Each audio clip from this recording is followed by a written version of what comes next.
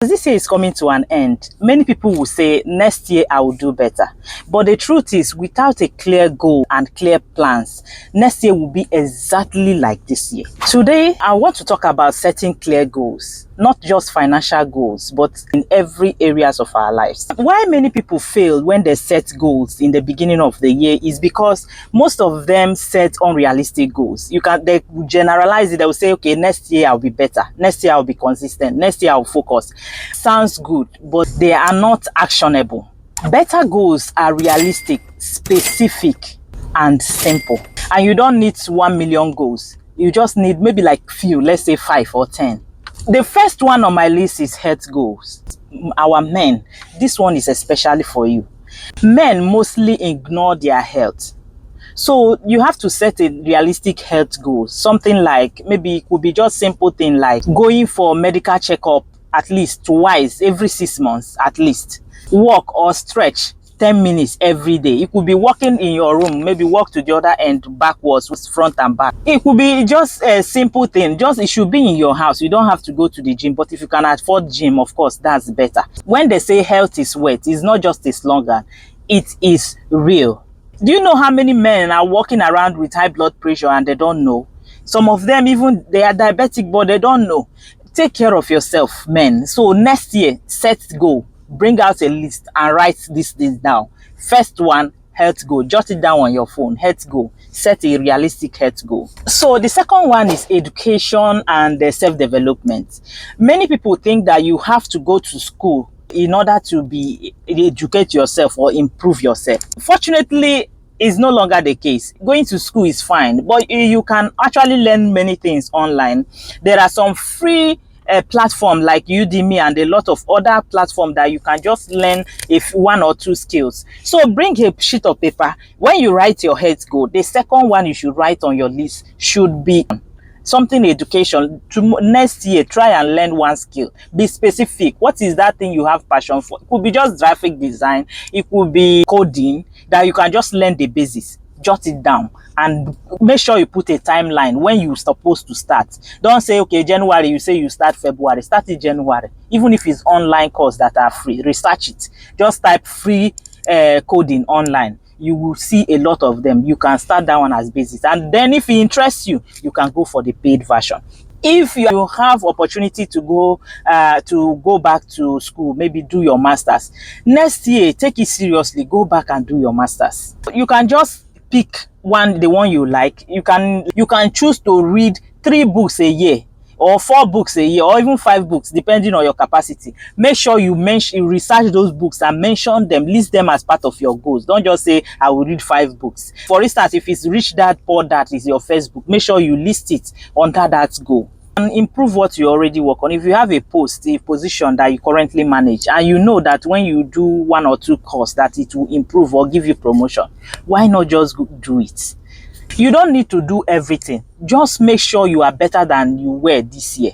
And make sure that you are just getting better and not being stagnant. The third one on my list is financial and growth goals. So a good goal could be set up a side hustle, track your spending, save consistently. And it could be something like, okay, next year, I'm going to open a money market fund account. I'm going to open a mutual fund account. I need to educate myself let me understand my risk appetite. But if you are starting, you can start with money market fund. Next year, I'm going to start with money market fund. List it down, write it down, write it in. Jot it down without your phone. Yes, I'm watching you. So it's important that you learn how investing works. So write it down. Next year, I'm going to educate myself. YouTube have a lot of videos. I have a lot of videos on that. You can also, if you prefer reading, there are so many blogs that talk about this. There are so many websites where you can check about this online. So another one is you can also write down there that I will need to create a side hustle next year. There are so many side hustles you can start that will not interfere with your current job.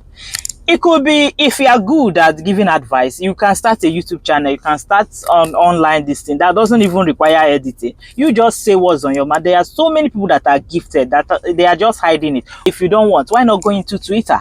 Twitter still pays. You can go to X and start posting things that you have in mind. You know that it probably can help other people. Then you can start maybe like online e-commerce. You can start something maybe selling on things, platform like Shopify. You can even, there are so many, I can't even list it. You can go into business of the supplying stuff. You take orders Monday to Friday, then Saturday when you are free, you just go around and supply people, or give dispatch rider to supply. Just make sure you are improving in any way you can. So as the new year, as the end of the year approach, take a pen and paper. That is what I usually do when the year is coming to an end, pen and paper, and then I'll write. I can write maybe in health, like I said, health. I can decide to say, okay, this year I'm going to make sure I exercise 2 times a week.